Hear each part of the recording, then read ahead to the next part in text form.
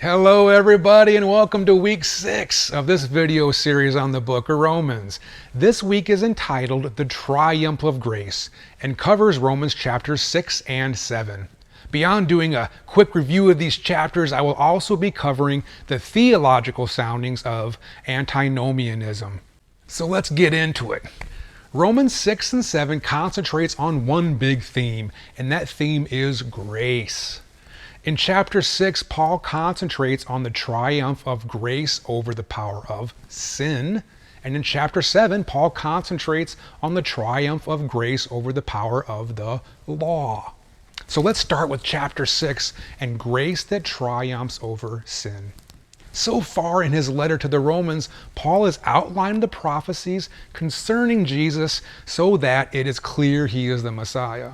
He outlines that we all are sinners and unable to overcome this sin alone. And he writes how Jesus has atoned for our sins with his blood on the cross.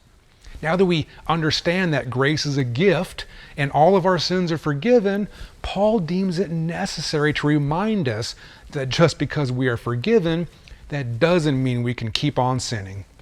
Romans 6:15 through 18 states, "What then? Shall we sin because we are not under the law but under grace? By no means. Don't you know that when you offer yourselves to someone as obedient slaves, you are slaves of the one you obey, whether you are slaves to sin, which leads to death, or to obedience, which leads to righteousness?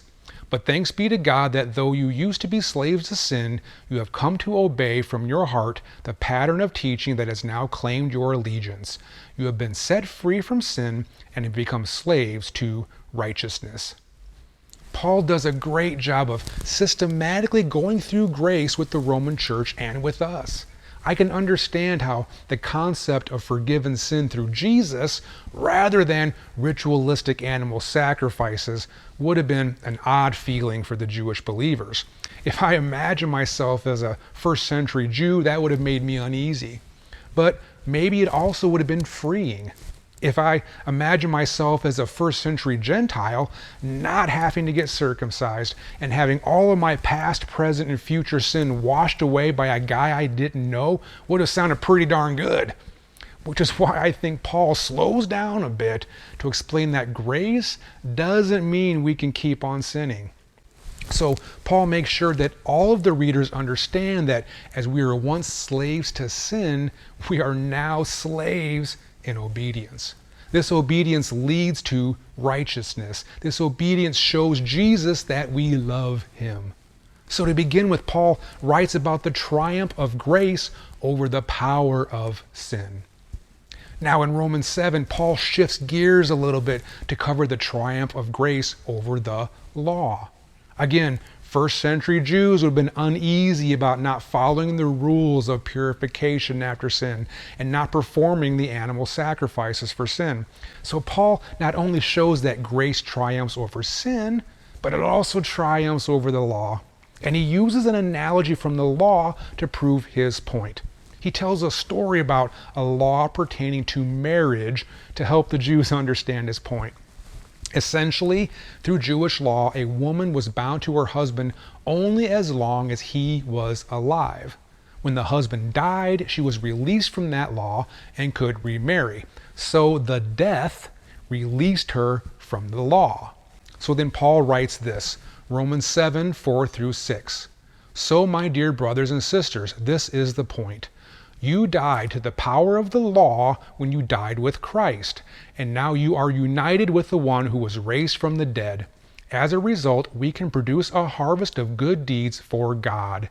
When we were controlled by our old nature, sinful desires were at work within us, and the law aroused these evil desires that produced a harvest of sinful deeds resulting in death. But now we have been released from the law, for we died to it and are no longer captive to its power. Now we can serve God, not in the old way of obeying the letter of the law, but in the new way of living in the Spirit." Here, Paul uses a Jewish law, a woman is bound to her husband until he dies, to show how the death of Jesus no longer binds us to the power of the law. Notice he doesn't say no longer binds us to the law, We're still bound to the law. We need to obey the law. Jesus is really clear on that. We need to be obedient, but we are no longer bound to the condemning nature or the condemning power of the law. Those shackles that the law had on us are released. We are freed by grace into God's glory. These ideas that grace received through the death of Jesus overcomes the power of sin and the power of the law are important. But they can be tricky. I can see where some people would say, hey, this is great. We can do whatever we want. And that belief transitions directly into our theological sounding. Our guidebook calls it antinomianism. That is the false belief, and this is important, the false belief that Old Testament laws are no longer necessary for those living under grace. Another way to put it is that antinomianism is the belief that because we are under grace, we can do whatever we want. We can keep on sinning. I think this term is interesting because ethics and philosophy people, as well as unbelievers, will use this term to say that there is no moral code at all. Some people will say that there are no social norms. There are no undeniable truths and laws. There's only one truth, personal truth. And you can do whatever you want to do, and what you want to do is all okay, and everything is all good, and yeesh. Paul makes it very clear that we still need the law. We need the law so that we know what sin is. How did we know what coveting was until God outlined it? How do we know what idols were until he outlined it? In order to reinforce his point, Paul even calls the law holy, righteous, and good. And beyond Paul's words, Jesus believed that the law needed to be followed as well.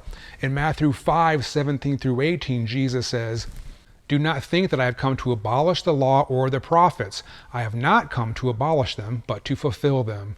For truly I tell you, until heaven and earth disappear, not the smallest letter, not the least stroke of a pen will by any means disappear from the law until everything is accomplished." So the short answer is that biblical law still applies, and that the false belief that we can keep on sinning as much as we want, antinomianism, is not true. I understand that this is a little confusing, especially when Paul says things like we are not under the law but under grace. But I think the difficulty of this topic is what makes it so important and so powerful. We cannot disobey God's law even though we have been saved from its power of condemnation. Well, that's it. I hope this video has helped you in your understanding of Romans 6 and 7. I hope that your individual time with God is healthy and plentiful. And I hope that your small group discussions are fruitful and glorify God.